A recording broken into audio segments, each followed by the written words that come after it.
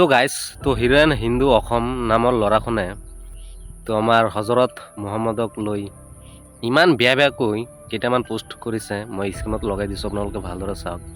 নবীজিক লৈ কোনোবাই আপোনালোকে টুইট কৰে, আজে বাজে আপোনালোকে টুইট কৰে, কিন্তু আমি কেতিয়াও সহ্য নকৰোঁ।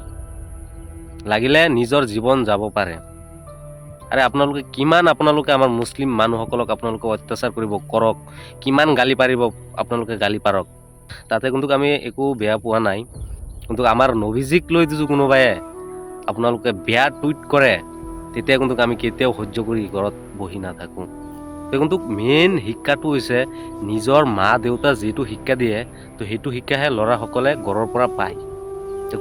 কিন্তু শিক্ষা ভাল শিক্ষা পোৱা নাই কাৰণে আজি আমাৰ এটা ধৰ্মক অপমান কৰিছে। আমি মুছলিম হওঁ কাৰণে আমাৰ নবীজিক লৈ টুইট কৰিছে, আমাৰ নবীজি হিজা হয়, ল'ৰা আছিলে না ছোৱালী আছিলে, এনেকৈ টুইট কৰিছে। বহুত লাজৰ বিষয়। তো এই ল'ৰাজনক আমি অসম পুলিচক অনুৰোধ কৰি আছোঁ যে তৎকালীনভাৱে এৰেষ্ট কৰিবলৈ লাগে, নহ'লে এইটো পৰিস্থিতি বহুত এটা ভয়ংকৰ হ'ব। কিয় আমাৰ ধৰ্মগুৰু যিজন মানুহ হয়, তো এইজন মানুহক অপমান কৰিছে। কিন্তু এইটো অপমান আমি কেতিয়াও সহ্য নকৰোঁ। কিয় আমাক কোনোবাই গালি পাৰে, কিবা বেয়া মন্তব্য কৰে, আমি সেইটো সহ্য কৰিব পাৰিম।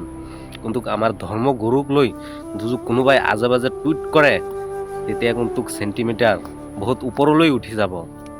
গাইজ আপোনালোকে যিমান দূৰ পাৰে এই ভিডিঅ'খন শ্বেয়াৰ কৰিব, যে এই ল'ৰাখনক তৎক্ষণিকভাৱে আপোনালোকৰ শ্বেয়াৰৰ জৰিয়তে যে পুলিচ প্ৰশাসনে ধৰিবলৈ পাৰে। আৰু আপোনালোকে নিত্য নতুন আহিলে মোৰ পেজখন ফ'ল' কৰি ৰাখিব।